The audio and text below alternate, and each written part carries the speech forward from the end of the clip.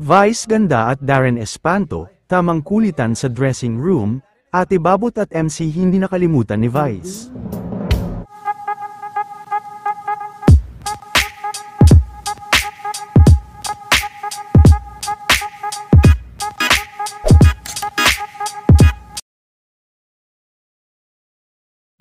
Matapos ang naging short vacation nila Vice kasama ang kanyang Showtime family sa Samal Island, ay nakauwi na nga sila kahapon, at maaga pa lang kanina ay balik trabaho na nga ito at pumasok na din sa Showtime.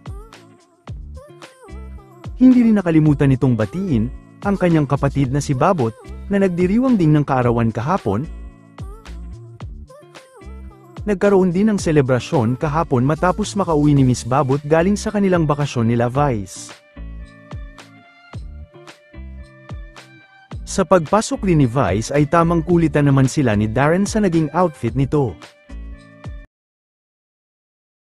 Suot-suot niya po ang aking mga ay, first.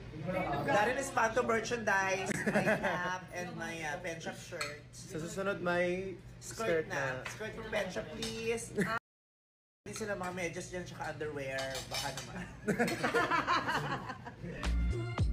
Kasama rin sa binati ni Vice, ang matalik na kaibigan nito na si MC, nagkaroon din ito ng selebrasyon kasama ang iba pa nilang kaibigan.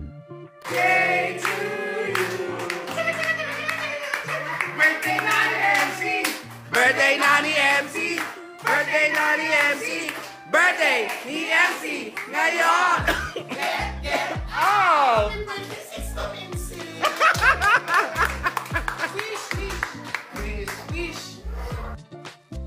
Ano basta yung mga kamag-anak mo, hindi man tayo Ito naman ang isa pang video na ibinahagi ng mga taga-Samal.